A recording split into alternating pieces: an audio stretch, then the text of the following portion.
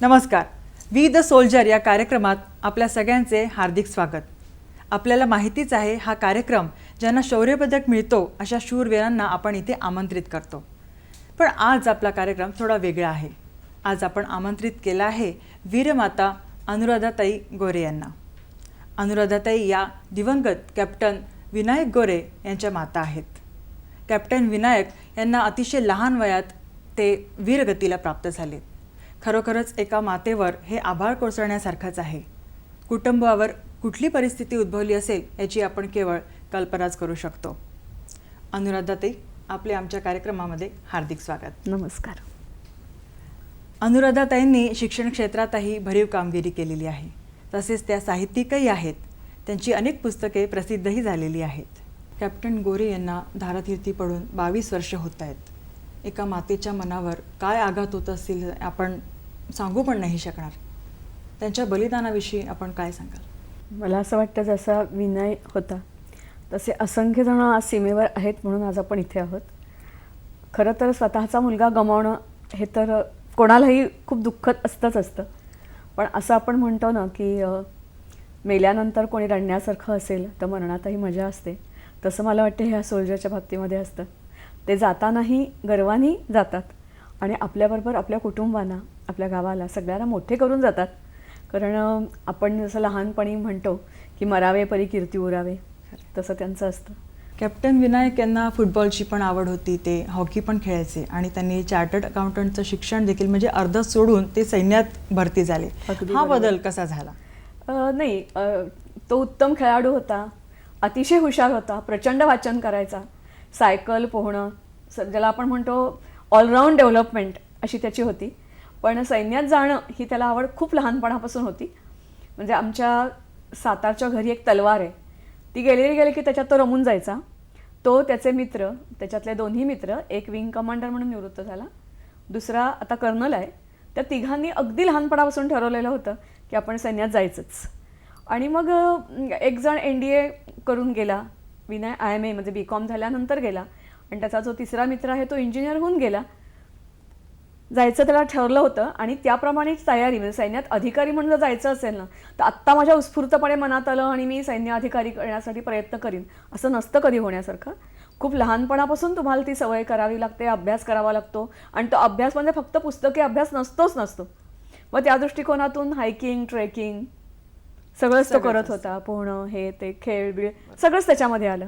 आता तुम्ही साताऱ्याचा उल्लेख काढला, तर साताऱ्यामध्ये असे अनेक लोक आहेत की ज्यांची ओळख आहे की सैन्य दलात भरती होण्यासाठी सातारा ओळखला जातो.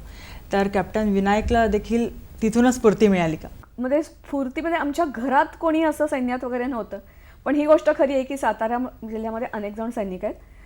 मला बरेच वेळेला असं वाटतं, कारण अनेक लोकांशी जेव्हा मी इंटरॅक्ट करते पुस्तक लिखाणाच्या निमित्ताने, ते मला असं वाटतं सैन्यात जाणं किंवा देशासाठी काही करणं हे मनुष्य जन्माला येतानाच काहीतरी असं तो घेऊन येतो की त्याला ते वाटतं yes I have to go to army, join the army, navy और एअरफोर्स.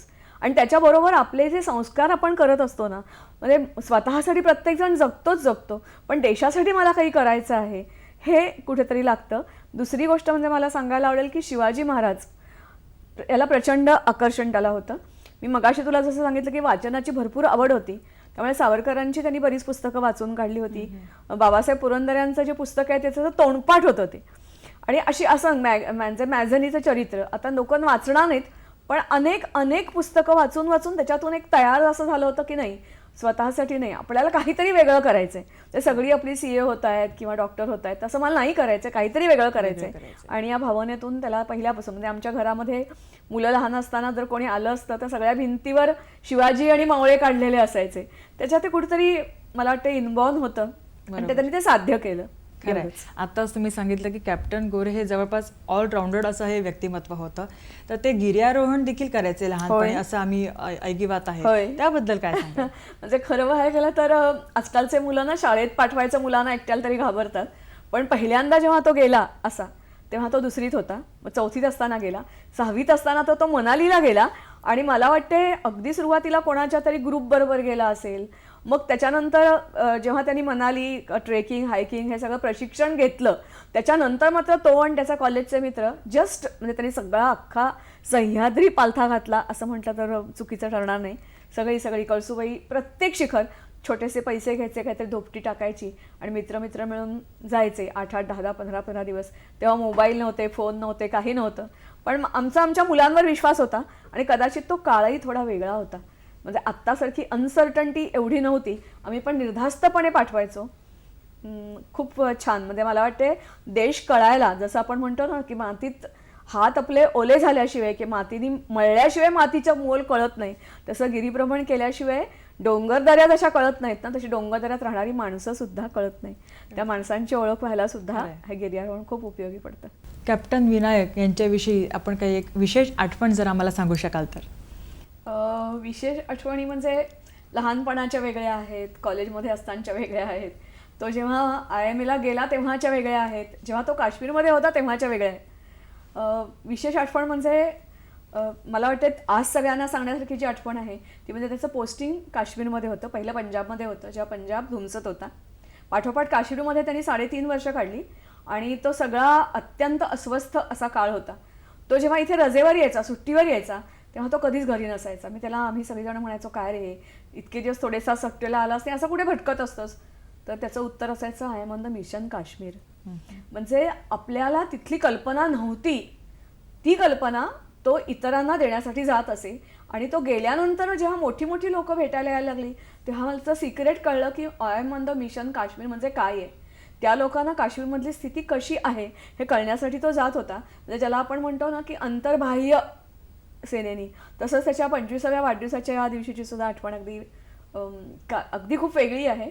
त्याचा जेव्हा 25वा वाढदिवस होता तो ADC होता, जनरल पद्मनाभन यांचा. भरपूर सगळ्या हॉटलाईन जोडलेल्या असतात आणि कधी एरवी शक्य नाही, पण तो खूप मोठा ADC एखाद्या जनरलचा मोठी ही असते. तर त्याचं त्या दिवशी एक पत्र त्यांनी 25व्या वाढदिवसाच्या दिवशी लिहिलं होतं आणि त्यांनी सांगितलं होतं की कदाचित असं शक्य आहे की म्हातारपणी मी तुला आधार देईन की नाही मला माहिती नाही, पण मला तू माफ करशील, पण 25व्या वाढदिवसाच्या दिवशी मी पूर्ण होश हवाशमध्ये मी आत्ता सांगतो आहे, ह्यांनी मी सैन्य जॉईन केलं म्हणजे सैन्य दलात गेलो, ते ध्येय मला जवळ आलंय असं वाटतं आणि ह्याच्या पुढचा प्रत्येक क्षण, रक्तातला प्रत्येक थेंब हा देशाच्या सरणीच माझा असेल. मी तुला भेटलो नाही किंवा फोन केला नाही, तुझ्याशी बोललो नाही, पण तू कृपा करून रागावू नकोस. आणि मला वाटते ते पत्र खूप टची असं होतं. आणि त्याच वेळेला लहानपणी म्हणजे खरं प्रत्येक घरात असतं तसं, त्याचे बाबा खूप हुशारही होते, स्ट्रिक्टही होते. तेव्हा त्यांनी असं लिहिलं होतं त्या पत्रामध्ये की तुम्ही मला लहानपणी काय दिलं. म्हणजे लहान मुलं पटकन रागवतो मुलांना की मग चिडतात, अमुक करतात. दुसरी गोष्ट म्हणजे बाबा त्याचे खूप मोठ्या फायनान्शियल कंट्रोलमध्ये होते आणि तरीही स्वच्छ होते. तेव्हा ते म्हणाले की मागे वळून बघताना मला कळतं की तुम्ही मला नेमकं काय दिलं ते मी जेव्हा इथे एकटा आहे तेव्हा मला जास्ती कळतं आणि तुमच्यासारखे आई वडील मिळणं हे माझं मी भाग्य आहे असं समजतो. मला वाटते जिवंतपणी एखाद्या मुलांनी अशी पावती देणं बरोबर हे खूप वेगळं आहे. म्हणजे त्याला आम्ही काही इतर खूप पालकांसारखे खूप लाड केले होते असं काही नाही. त्याला रागवलंही होतो कधी. उदाहरणार्थ विशेष करून लहानपणी व्यायाम शाळेत त्यांनी जावं, पोहायला जावं, थोडा आग्रही केला होता. फक्त अभ्यासाचा मी त्याला कधी आग्रह केला नव्हता. तर त्याच्या वर्गातली 11 जण बोर्डात आली, पण मी बोर्डात तू ये असं करता. युद्धात जे दारातीर्थी पडतात त्यांच्या आप्तेष्टांची काळजी सरकारतर्फे घेतली जाते का? सरकारतर्फे आपण खूप वेग शब्द वापरतो सरकार, पण आर्मीतर्फे मात्र नक्की घेतली जाते. म्हणजे उदाहरणार्थ आमचं पेन्शन किंवा एक सैनिक कल्याण केंद्र जे आहे ते आमची विचारपूस करतं. आम्हाला जर तुम्ही नेक्स्ट टू द कीन असाल तर तुम्हाला मेडिकल फॅसिलिटीज सगळ्या मिळतात. ज्यांना गरज आहे त्यांना ती मदत मिळते. म्हणजे उदाहरणार्थ मी आता आई होते, मला पैशाची खूप गरज होती असं नाही, मला पेन्शन मिळतं. पण जर समजा वॉर विडो असेल, एखादी यंग मुलगी असेल, तर तिला पेन्शन, त्याचा जो लास्ट पे असतो तो मिळतो. त्याच्याशिवाय तिला नोकरी एखादी मिळाली तर बघितलं जातं. सैन्य असे लांब असतं कुटुंबापासून, त्या मुलांच्या शाळांचा प्रॉब्लेम असतो. तर प्रत्येक जिल्ह्यामध्ये सैनिक शाळा, वसतिगृह आहेत. त्या वसतिगृहामध्ये मुलं, म्हणजे मुंबईत सुद्धा अशी वसतिगृह आहेत आणि त्या वसतिगृहामध्ये ते मुलं आणि मुली शिकतात.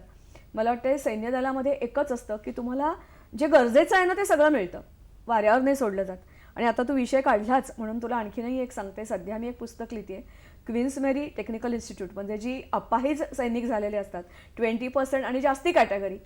एरवी आपण जर असं एखाद्या नोकरीमध्ये आहे आणि आपला हातपाय तुटलाय तर काय होईल, काढून टाकलं जाईल असं नसतं.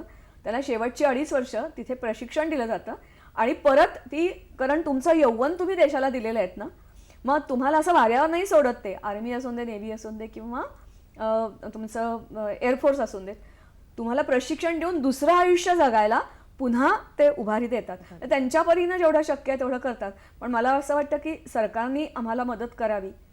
पैशापेक्षा सुद्धा आम्हाला मेंटल सपोर्टची गरज असते आणि त्यासाठी समाजाने जास्ती पुढे आलं पाहिजे असं मला वाटतं. जसं माझ्या मुलाने मला काय दिलं नेमकं, तुम्ही म्हणते माझ्या मुलाने मला जगण्याचं ध्येय दिलं. कारण एकुलता एक मुलगा गेल्यानंतर त्याच्या आठवणीत केवळ रडत राहण्यापेक्षा तो जे काय काम करत होता की तरुणांना निरनिराळ्या कॉलेजच्या कट्ट्यावर जा, खूप देखणा होता, त्याचं वक्तृत्व खूप छान होतं. तेव्हा निरनिराळ्या कॉलेज कट्ट्यावर जाऊन तो मुलांना सांगायचा की तुम्ही सेना दलात या, तिकडच्या गमती जमती म्हणजे तिथले लहान यंग लोकांना ॲडव्हेंचरस लाईफ हवं असतं, तिथे ॲडव्हेंचर्स काय आहेत ते तो सांगायचा. आणि मला वाटते त्याच्यानंतर मी तिथून कामाला सुरुवात केली आणि आज तागायत सलग 22 वर्ष नॉन स्टॉप ते करते. आता मला वाटते 22 वर्ष माझ्यासाठी खूप मोठा कालावधी, अगदी कंटाळवाणा आणि अगदी बोर आणि असं विचित्र झालं असतं. पण त्यांनी जाताना मला जो ध्येय देऊन गेला, नाही आई तुला काहीतरी एक लढाई लढायची आहे, त्यांनी अर्धवट सोडलेलं काम पुढे नेण्यासाठी म्हणून मी काम करत राहते असं मला वाटतं. आणि मला असा अनेक वेळेला भास नसतो, तो खात्री असते माझी की जिथे मी कुठे फंबल होते, अडखळते, तिथे तो माझ्या पाठीशी नाही माझ्या बरोबर असतो आणि मला मदत करत असतो. खरं आहे. आता तरुणांचा पण विषय निघाला तर आत्ताच्या तरुणांमध्ये सैन्य दलात जाण्याविषयीची ओढ जरा कमी आहे. म्हणजे काही जण अगदी सोयीस्करपणे विचारतात की देशाने आम्हाला काय दिलं, तर याबद्दल काय सांगाल तुम्ही? मला असं वाटतं तरुण पिढीला दोष देण्यापेक्षा आमच्या पिढीचा तो दोष आहे असं मला वाटतं. हल्ली शाळा कॉलेजमध्ये फक्त मार्क आणि मार्क, करिअर, तुम्हाला किती आकडी पगार मिळेल आणि कुठे परदेश जायची संधी आहे काय सांगितलं जातं. पण सेना दलात जा असं सांगण्यासाठी नुसतं सांगून हे होण्यासारखं नसतं, सातत्याने तुमच्यासमोर आलं पाहिजे. म्हणजे जसं काही वेळेला आपण म्हणतो की सिनेमे असतील, नाटकं असतील, गोष्टी असतील, शाळेमध्ये आपल्याकडे इतिहास संपतो कधी, स्वातंत्र्य मिळालं की इतिहास संपला. पण गेल्या 70 वर्षात किती लढाया केल्या, 47-48ची लढाई जी आपण विसरूनच गेलोय पार, 62ची लढाई, 65ची लढाई, 71ची लढाई, सियाचिन ग्लेसियर, शांतीसेना म्हणून केलेलं काम, निरनिराळी ऑपरेशन्स, ह्याच्याबद्दल किंवा ज्या शौर्य कथा आहेत ना, तर तशा आपल्या शिवाजी महाराज, राणा प्रताप यांच्या कथा एकदम स्फूर्तिदायक आहेत. या क्रांतिकारकांच्या कथा ज्या स्फूर्तिदायक आहेत ना, तशा अतिशय छान स्फूर्तिदायक कथा सैन्य दलाच्या आहेत. ह्या आमच्या तरुण पिढीला कोणी कधी सांगतच नाही, हा आमचा प्रॉब्लेम आहे. त्या जर सांगितल्या गेल्या तर मला नाही वाटत की तरुण पिढी इतकी वाया गेलेली आहे. उलट मला असं कित्येकदा वाटतं की आमच्यापेक्षा ती जास्त सेन्सिबल आहे. आम्ही पोचायला कमी पडतो, तुम्ही जर त्यांच्यापर्यंत पोचलात ना तर होईल. आणि दुसरं काही वेळेला असंही असतं की एकदा अनुभवलं ना की आपल्याला ते हवंसं वाटतं. मग आमच्या शाळेमध्ये पूर्वी NCC होती, MCC होती, ती आम्ही काढून टाकली. काही ठिकाणी अगदी सिंगापूरमध्ये सुद्धा किंवा अमेरिकेमध्ये किंवा इस्रायलमध्ये जसं कंपल्सरी, आता तुम्ही सरकारी खर्चावर जर शिकत असाल तर तुमचं शिक्षण पूर्ण झाल्यावर तुम्ही परदेशात जायच्या अगोदर किंवा एखादा आणखीन ॲडव्हान्स कोर्स करण्याच्या अगोदर का नाही तुम्ही काही वर्ष सेना दलात द्यावीत, किंवा सेना दलातल्या संधी आहेत त्या आमच्या तरुण पिढीला सांगत नाही. जसं तू डॉक्टर इंजिनियर म्हणालीस ना, तसं सैन्य दलामध्ये डॉक्टर पण लागतात, इंजिनियर पण, त्यांची वेगळी भरती होते, नर्सेस लागतात. आमच्या महाराष्ट्रातल्या किती मुलींना माहिती आहे की 12वी नंतर पैसा खर्च न करता तुम्हाला डॉक्टर, इंजिनियर, नर्स सगळं होता येतं. सैन्य दलामध्ये शेतकी अधिकारी पण लागतात, कॉलेज LLB पण लागतात, टीचर्स पण लागतात. ह्या ज्या सगळ्या संधी आहेत, टेक्निकल एंट्रीज असतात 12वी नंतर. जे कितीतरी मुलं टेक्निकल एंट्रीज तुमच्या नॉर्मल इंजिनियरपेक्षा कितीतरी फार अहेड ते शिकतात. पण ह्या टेक्निकल एंट्रीजला काय फ्युचर आहे, काय पे स्केल आहे, हे आम्ही मुलांना सांगण्यात कमी पडतो असं मला वाटतं. आणि म्हणजे आत्ताच मी एका सोल्जरशी बोलत होते त्यांनी ऑपरेशन रक्षकमध्ये भाग घेतला आहे, ऑपरेशन पराक्रममध्ये भाग घेतला आहे आणि त्याच्याशिवाय कारगिलच्या युद्धामध्ये भाग घेतलाय. आता मात्र तो विदाउट 2 legs असा तो वावरतो. पण तो म्हणतो अरे उसमें क्या हो गया, मेरे तो 2 पाव ही नाही आहे. पण तो त्याच म्हणतो की आणखीन एक सोल्जर आहे, त्यांनी शाळा आणि कॉलेज उघडलंय. अपाहिज आहे ना, 2 हात गेलेत, पाय गेले. पण त्याला म्हटलं अरे प्रीतम जी आप स्कूल और कॉलेज के पीछे क्यों पड़े हैं? तो बोले नहीं, आजकल के स्कूल और कॉलेजेस में खाली मार्कों के लिए पढ़ाया जाता है, मुझे सोल्जर बनाना है, जो सीख मैंने सीखी है वो देना है. मला वाटते अशा प्रकारच्या शाळा आणि कॉलेजेस जर झाली ना तर नाही हे करणार. आणि तरुणांना हेही सांगितलं पाहिजे की तुम्ही जर सेनादलात गेला नाहीत तर तुमचं रक्षण कोण करेल. बरोबर. कारण दोन्ही बाजूनी नाही, चारही बाजूनी एनगल्फ विथ नॉट, आपण एनिमी नाही शब्द वापरूया, पण नॉट फ्रेंडली नेशन्स आपल्या आजूबाजूला आहेत. असं असताना संरक्षण हे प्राधान्य पाहिजे. तर ट्विन टॉवर सारखं सगळी आपली जी समृद्धीची स्वप्न आहेत ना ती कोसळतील. तेव्हा तरुण मुलांनी गेलंच पाहिजे. जात नसतील तर कंपल्सरी केलं पाहिजे. आणि त्यांचे आई वडील ऐकत नसतील तर आई वडिलांनाही विचारलं पाहिजे की अरे तुम्ही या मातीवर राहता, इथलं अन्नधान्य खाता, इथलं पाणी पिता, इथले कपडे पहिनता, इथून ज्ञान घेतलंय, तुम्ही परत काय देणार. बरोबर. नाही, आता तेच तुम्ही अगदी योग्य म्हणालात की सैनिकी शिक्षणाची जी कल्पना आहे ती मुलांना येण्यासाठी एक NCCचं प्रशिक्षण हे शाळा कॉलेजेसमध्ये आधी कंपल्सरी केलं होतं. पण आता ते तशी परिस्थिती नाही आहे ती, तर ते कंपल्सरी करावं असं तुम्हाला वाटतं का, किंवा त्याबद्दल काय तुमचे विचार आहेत? खरं तर NCC MCC असं नाही, शाळा कॉलेजाबद्दलचा मला विचारशील तर त्याला वेगळ्या गप्पा माराव्या लागतील. मला असं वाटतं सध्याची 5.5 तासांची शाळा आणि सगळ्यांना पास, खूप काहीतरी गडबड आपल्या शैक्षणिक धोरणामध्ये आहेत. मुलं आणि माणसं घडवण्यासाठी, राष्ट्र घडवण्यासाठी शिक्षण असतं, या संकल्पनेपासून आपण कुठेतरी भरकटलोय असं वाटतं. तर नुसतंच असं नव्हे, NCC MCC तर हवीच हवी, पण खेळाकडे दुर्लक्ष होता कामा नये. टीम बिल्डिंग, नेतृत्व गुण हे सगळं लहानपणापासून तयार झालं पाहिजे ना. आणि त्यासाठी वेगवेगळे उपक्रम शाळांनी आयोजित केले पाहिजेत आणि पालकांनी सहकार्य केलं पाहिजे. म्हणजे आपण दरवेळेला शाळेला नावं ठेवणं खूप सोपं असतं ना, पण पालकांची तेवढीच जबाबदारी असते. आणि मला बरेच वेळेला वाटतं की शाळा एक पाऊल पुढे असतात, पालकांची साथ आजकाल मिळत नाहीये, हा मोठा प्रॉब्लेम आहे. खरं आहे. आपण संकेतस्थळ देखील आता लॉन्च केलेलं आहे कॅप्टन गोरे यांच्या नावाने, त्याला कसा प्रतिसाद मिळतोय? मला असं वाटतं त्याची ही गंमत आहे, ते मी लॉन्च केलेलं किंवा आमच्या नातेवाईकांनी लॉन्च केलेलं नाही आहे. विनय गेल्यानंतर माझा जेव्हा एक मुलगा गमावला ना, तेव्हा अक्षरशः शेकड्यांनी नव्हे तर हजारोंनी माझा परिवार वाढला. वेगवेगळ्या फील्डमधली, वेगळ्या वयोगटाची माणसं मला मिळत गेली, जुळत गेली. तशा एक त्याच्यावर निस्सीम प्रेम करणारी पहिली आमची ओळख काहीही नव्हती, पण शी वॉन्टेड टू डू समथिंग. मग मला सैन्य दलात जाता येत नाही, सीमेवर जाता येत नाही, तर मी इथे बसून काय करू शकते. आणि म्हणून तिने ती साईट बनवली आहे. त्याला प्रतिसाद तर मिळतो, पण आजकाल व्हॉट्सॲप आल्यामुळे अनेक सैनिक, माजी सैनिकांच्या संघटना, निरनिराळ्या शहरामधले सैनिक, ते आता मोकळेपणाने व्हिडिओ पाठवतात किंवा व्हॉट्सॲपचे ग्रुप्स तयार झालेले आहेत, त्याच्यामधून संपर्क करतात. आणि त्याच्याही पलीकडे जाऊन मला स्वतःला असं वाटतं की लोकांना हवं आहे, आपण कमी पडतो. कारण मी सतत जसं शाळांमध्ये जाते, वृद्ध याच्यामध्ये जाते, NGOजमध्ये जाते, निरनिराळ्या कंपनीजमध्ये जाते, लोकांना जाणून घ्यायचं असतं वेगवेगळ्या अँगलनी सैन्य दलाची ओळख, लढायांची ओळख ही करून देण्यासाठी लोक सतत बोलवत असतात. आणि खूप छान, म्हणजे काही वेळेला असं वाटतं मी नाही, माझ्यासारख्या अनेक अनुराधा आजकाल हव्या आहेत, तेव्हा ही डिमांड त्यांची पूर्ण होईल, नाहीतर नाही. आत्ताची संस्कृती आहे ती इंटरनॅशनल स्कूल, मॉल अशा याच्यात ही मुलं वाढलेली आहेत आणि त्याच्यातच हरवलेली आहेत. तर अशा प्रकारचं जेव्हा संकेतस्थळ जेव्हा आपण लॉन्च करतो, त्याच्यामध्ये सगळ्या शहीद लोकांची माहिती आपण देणार, तर ही वाचून आजच्या तरुण पिढीमध्ये देशप्रेमाची लाट उसळेल का, असं आपल्याला वाटतं का? मला वाटते शहीदांची तर माहिती देऊच आहे आपण, नाही असं नाही, पण त्याच्याशिवाय अनेक जण असे आहेत की म्हणजे शहीद होणं, माझ्याकडे जो कोणी येतो ना आर्मी, नेव्ही, एअरफोर्सच्या कनेक्टेड, तो म्हणतो I am not as lucky as he is. म्हणजे सगळ्यांना शहीद व्हायला होतात असं नाही, जिवंत असतात, पण त्यांच्या आयुष्यामध्ये त्यांनी जे पराक्रम गाजवलेले असतात ना, त्यांची ओळख आपल्याला करून दिली पाहिजे. शहीदांची द्या, नो डाऊट, पण असे जे आहेत ना, कितीतरी तुम्हाला भारतामध्ये शेकड्यांनी नाही हजारोनी तुम्हाला असे अधिकारी भेटतील की त्यांनी त्यांच्या करिअरमध्ये प्रचंड वेगळं काहीतरी केलेलं आहे. की आत्ता तुझे म्हणाली स्मॉल किंवा त्यांच्या जे काही आपण म्हणतो ना अम्युजमेंट पार्क्स असतात आणि रिस्की गेम्स असतात किंवा आणखीन काही असतं, त्याच्यात त्यांना जे थ्रिल हवं असतं त्याच्या पलीकडे जाऊन ह्या लोकांचं आयुष्य असतं. आणि हे काय आहे ते आमच्या एकदा मुलांना कळलं, त्याची झलक जरी कळली ना तरी खूप बरं होईल. त्यांचे व्हिडिओज, इंटरव्ह्यूज पेपरमध्ये किंवा आजकाल तुमचा जो लाईव्ह मीडिया आहे ना त्याच्यातून जर आपण काही दाखवू शकलो ना तर मला वाटते काही काही साईट्स अशा आहेत आजकाल आर्मीनी पण तयार केलेल्या, त्याच्यामधूनही तुम्हाला काही निवडता येतील छोटी छोटी ऑपरेशन्सच्या छोट्या छोट्या डॉक्युमेंटरीज किंवा आणखीन काहीतरी.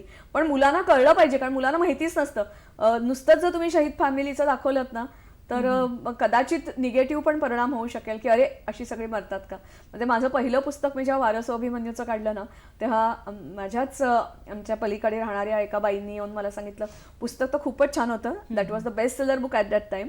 पण ती म्हणाली माझा नातवाचा प्रश्न असा होता की अगं आजी सैन्य दलात जातात ते सगळेच असे होतात का गं. नाही, मी म्हटलं असं नाहीये बिलकुल. मग मी पुढची पुस्तकं लिहिली त्याच्यामध्ये जे जिवंत आहेत आणि ज्यांनी पराक्रम गाजवलेले अशांच्या कथा मी गोळा करायला नंतर सुरुवात केली. त्यामुळे दोन्ही गरजेचं आहे. शहीदांना तर सलामच सलाम, नो डाऊट.